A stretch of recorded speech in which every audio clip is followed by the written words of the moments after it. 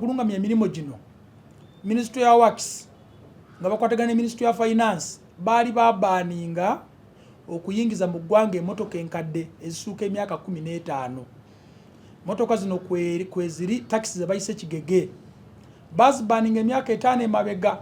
n'okusukkamu okuzingiza mu ggwanga kati bwe zayite zikyayingira ezimu zaafuna accident ezimu bakanika ne ziremerera olaba n'omuntu atuuka n'akula n'afa ne taxi nayo emmotoka etuuka n'ekanikibwa nga tesaa kuddawo ne baziteeka mu garage kati abasuubuzi mu Kampala n'abantu mu Kampala bagenze nga bazijje mu garage ateeka miliyoni 3 ne bakanika mu engine bwe bakanika mu engine nayo batasobola kwasa n'ekisumuluzo basindika busindisi nsindika njake nagikomyawo ku kkubo tugenze okulaba emmotoka zino zireese obulabe ku bantu ekisookera ddala bazikozesa okubba abantu ekiro ate n'obwogiyingiramu osanga emitto kwolina okutuula ku mitto tewaliwo na kagoye byonna byoma byereere ate n'ekirala motoka zino ziwunya kubanga emitto gyagyo babijja mu garagi nga babisudde ate n'abalala bagenze emitto nga bagisiba ne supagulu bagisibye enkoba bagisibye emikuwa bw'oyingiramu ogiraba motoka bwegenda mu hamp mwena abali mwekoona emitwe kubanga bagisibye ne supagulu ate bwasala ekkoona olira akatebe nga kakuukamu ogira okubuukamu nako osanga oyeekonye ku mulala kati ekyo kireetedde abantu obulabe enda tuzirabye wano juzi nyalabawo Kampala Road driver steering agisibye n'emiguwa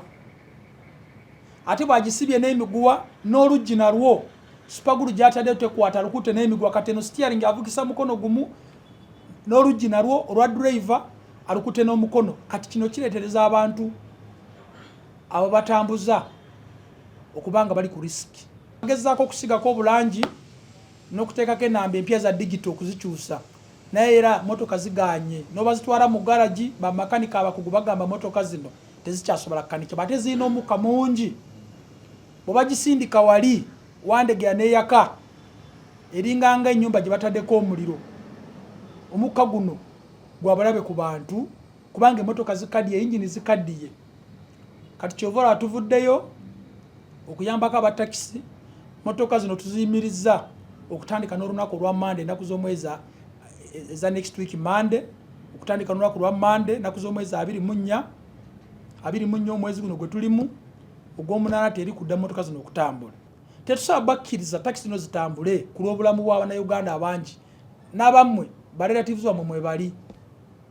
bwe tuddamu ffe tubawagira lwaki mutugoba tebiri byakuwagira ekintu kiri obulamu bw'abantu katwagala kuwoninga abatakisi buli development empya gye baleeta tujja kwekalakasa tetujja gikkiriza naffe tubeetegekedde kutandika ku Monday Uganda Police bagenda kukwata emmotoka zino mu Greater Kampala n'ebitundu ebyetooloddewo tuleesewo kitwandise ennaku 10 operation ganyegenya emmotoka zino zirina okuva ku makubo naffe tuli tweyama tujja gezaako okuddamu ogenda maaso okusomesa abatakisi bano zino emmotoka eziriwo za drone n'endala tubayambye tutya okulaba nti bazimaintaininga obulungi ne zikola omulimu omulungi